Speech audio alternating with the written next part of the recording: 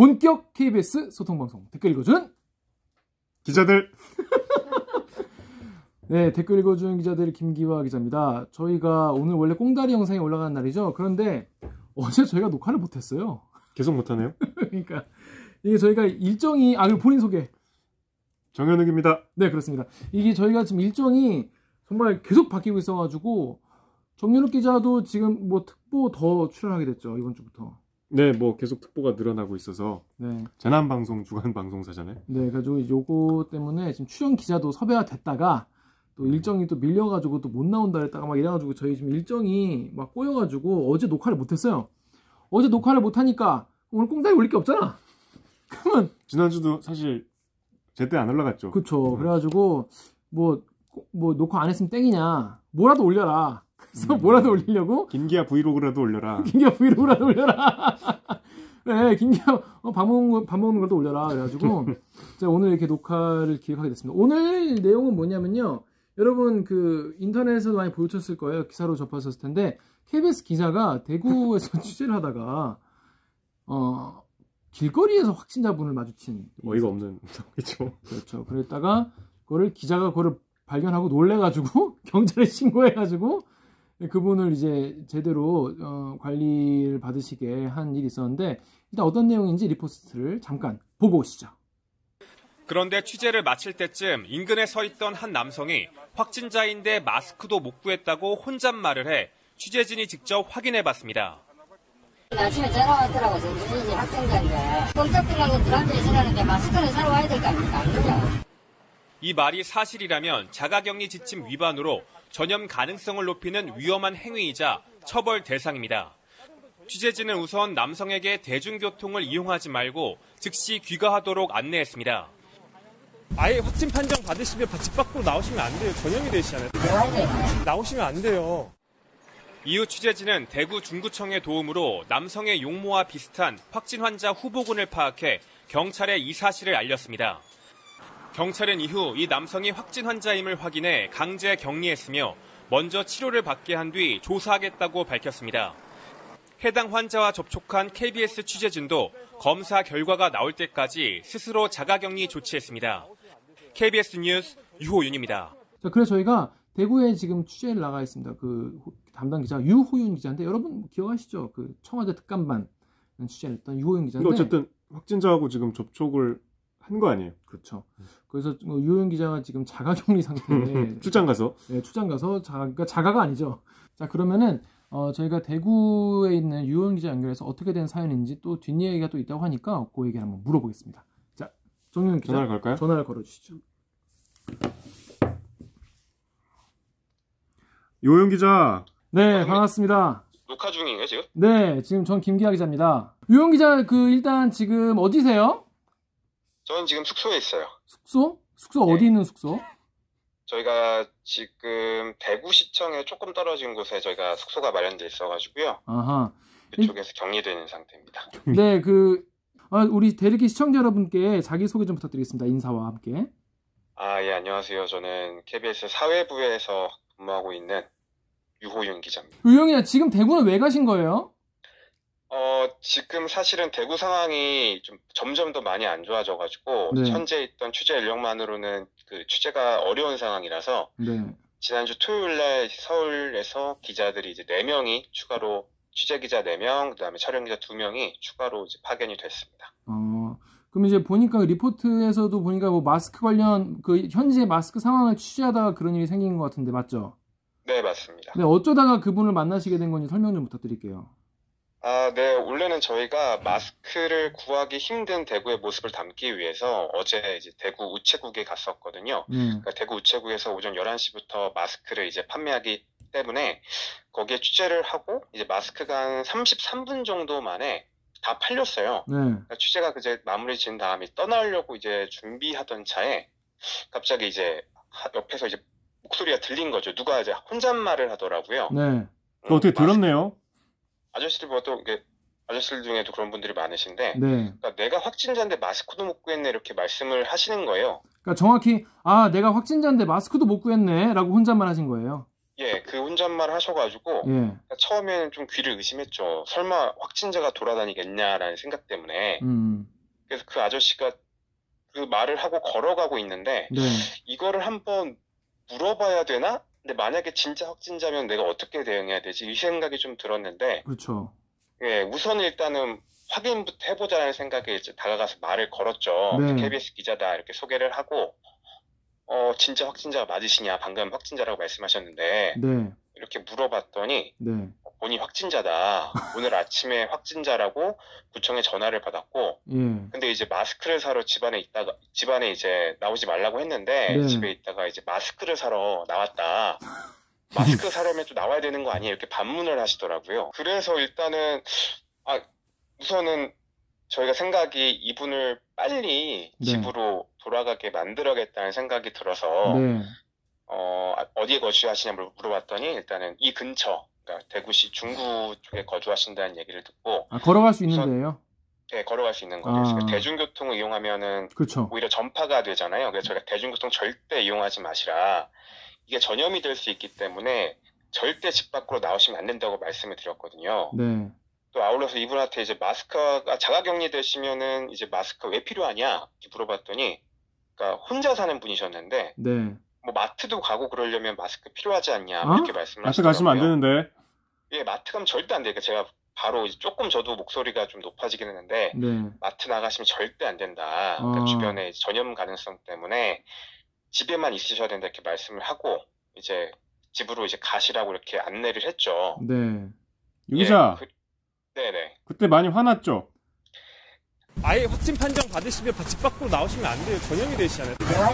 나오시면 안 돼요. 아니 너무 당황하기도 했는데, 저도 이게 사실은 이게 좀 화가 났죠. 왜냐면은 지금 대구시에서 저희도 이제 토요일부터 와가 취재를 하지만 진짜 전염병 코로나 확산을 막기 위해서 정말 많은 분들이 노력을 많이 하고 계시거든요. 근데 한쪽에서 이렇게 노력을 많이 하고 있는데 이렇게 확진자가 돌아다니시게 되면 계속 확산이 되게 되면 정말 이분들의 노력이 무슨 아무것도 아니게 된 거잖아요. 네. 그러니까 그게 상황이 조금 떠오르기도 하고 해서 저도 좀 화가 좀 났던 상황이었습니다. 그럴 수 있겠네요. 근데 그래서 가시라고 했더니 뭐라고 하시던가요?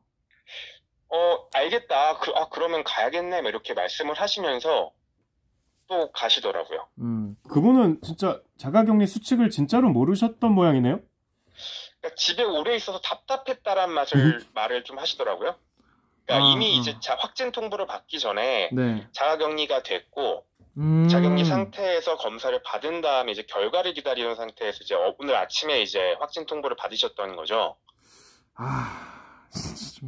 아니 그런데 그러면 가시게 한 다음에 이게 사실은 저희가 그분이 자리를 떠나고 나서 일단은 좀 저희가 이거를 신고하거나 조치를 취해야 될 것 같은 거예요. 만약에 정말 이분이 집으로 가시면 좋겠지만 그렇죠. 아닐 수도 있고 그렇죠. 이게 사실은 자가격리를 위반하게 되면은 300만 원 이하의 벌금형에 처해지는 엄중한 사안이잖아요. 네.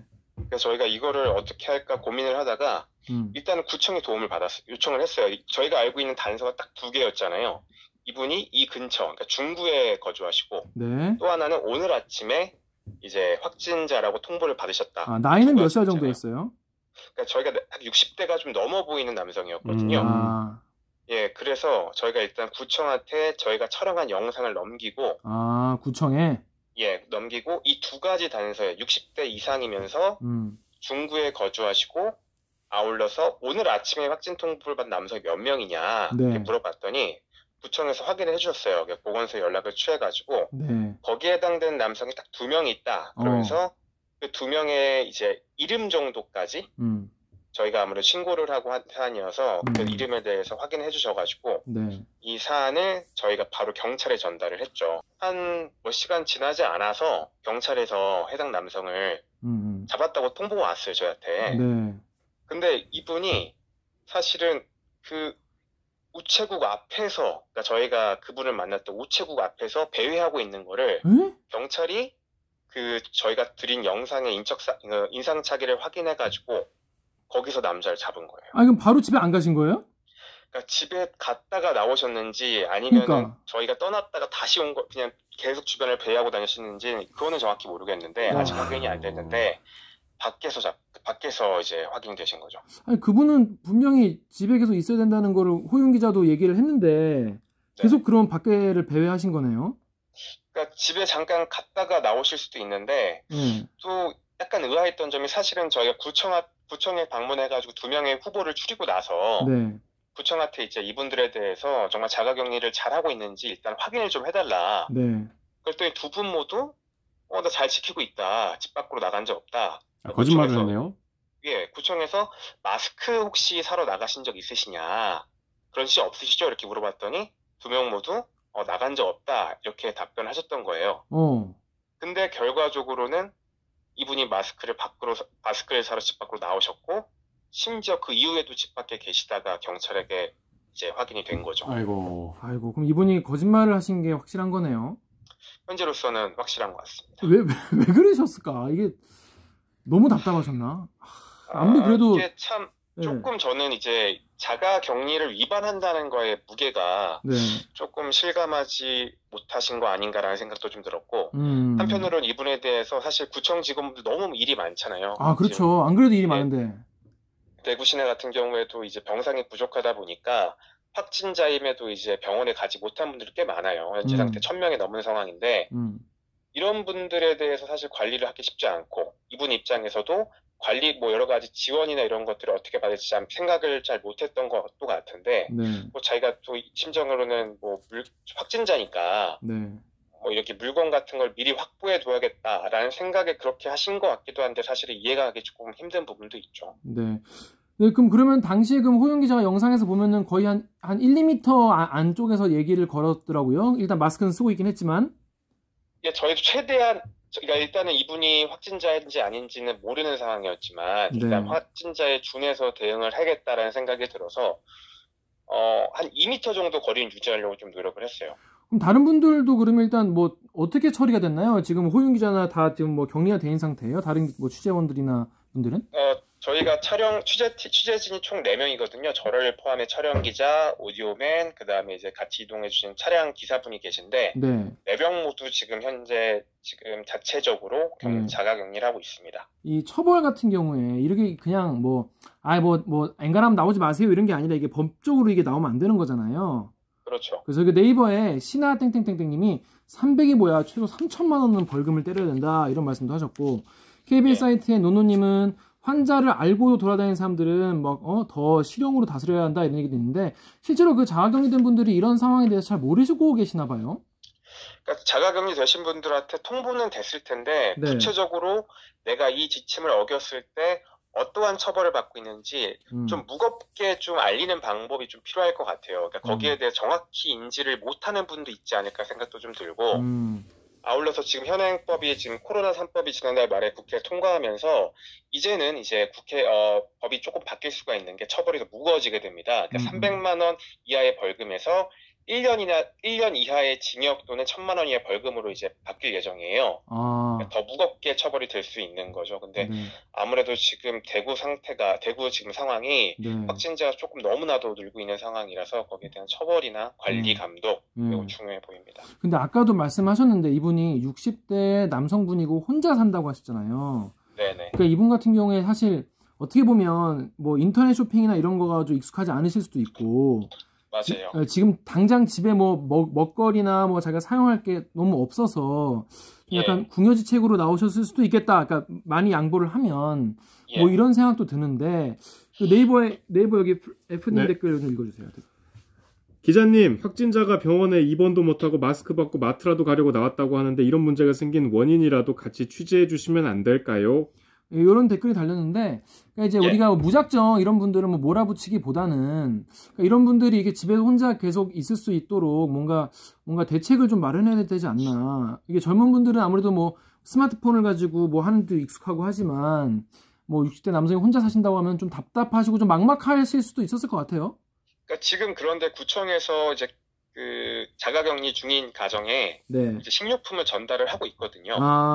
배달을 해주고 있어요. 근데 이거에 대해 배달이 될 텐데 약간 물론 더 추가적인 생필품이라는 게 더 필요할 수 있는 거지만 아무래도 상황이 엄중하니까 거기에 대해서 조금은 더 많은 지원도 좀 필요할 것도 같고 네. 적극적으로 안내가 좀 더 필요해 보입니다. 아울러서 좀 상황이 자가격리 되신 분 답답하고 힘드시겠지만 또 이제 제일 중요한 거는 전염을 막는 거잖아요. 네. 그래서 조금 더 여기에 대해서 자가격리 지침을 반드시 좀 따라주셨으면 합니다. 네.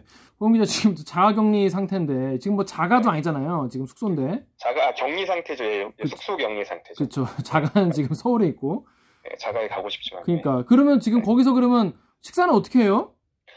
저희 그 스텝 중에 한 분이 네. 그 시간마다 이제 그 식사거리를 문 앞에 놓고 가시면 저희가 문 밖에서 받아서 뭐 먹었어요? 네, 먹고 있습니다. 뭐 먹었어요? 어제는 햄버거를 먹었고요. 햄버거. 예, 오늘 아침에 샌드위치 먹었고 오늘 점심은 샐러드를 먹었습니다.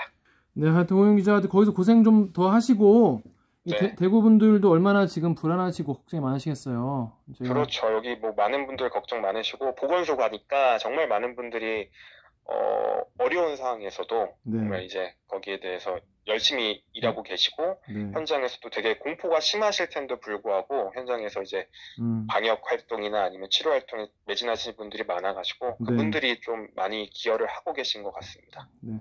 그분들의 이야기랑 또 대구 상황 앞으로도 잘 전해주시기 바랍니다. 네, 알겠습니다. 네, 앞으로 좀 더 고생해 주세요.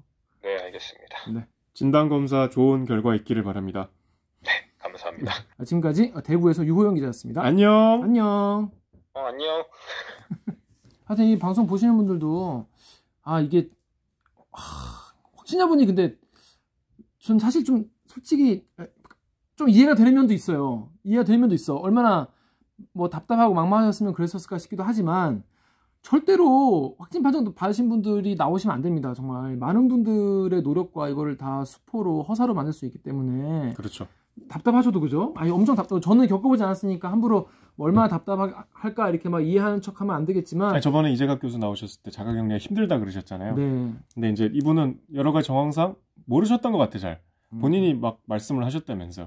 그러니까 답답해서 막 참지 못하고 그러신 것 같은데 그러면 안 됩니다. 근데 기자가 들어가셔야 된다고 말을 했는데 집에 안 가시고 또 유튜브 앞에 배워 계셨다는 거 아니에요? 집에 가던 중이었을 수도 있죠. 하여튼 조금만 우리 힘들어도 확진자분들도 또 검사 지금 받으신 분들도 또 우리 또 이걸 조심하는 우리 사람들도 다 같이 좀 더 서로 좀만 더 고생해서 이 고비를 좀 잘 좀 넘겼으면 좋겠습니다. 방역을 다 같이 해야 돼요. 네, 정말 다 모두가 방역의 주체라는 마음으로 해달라고 이재학 교수가 말씀을 하셨죠. 자, 그럼 저희는 내일 녹화를 해서 모레 대리기 1부, 2부로 다시 돌아오겠습니다. 끝난 겁니까? 그렇습니다. 내일 다시 뵙겠습니다. 내일 다시 뵙겠습니다. 내일 봐요. 네. 자, 그리고 그 이재갑 선생님 나오셨던 라이브에 나왔지만은 혹시나 지금 보시는 분이 증상이 있으시다거나 열이 있으시거나 재채기 나오시거나 그러면은 바로 1339 전화하지 마시고 집에서 한 3일 정도 쉬어 보시고 그래도 정상이 좀 있다 싶으시면은 그때 꼭 1339로 전화를 하셔가지고 문의를 하시길 바라겠습니다. 자, 그러면 저희는 다음 방송으로 돌아오겠습니다. KBS 뉴스 좋았어. 또 만나요. 꼭. 이거 해요? 본방도 아닌데? 좋았나요? 잠깐 내용 어땠나요? 지구에. 좋았죠. 이거 한 10분 이상 줄여야 될 것 같아. 이거는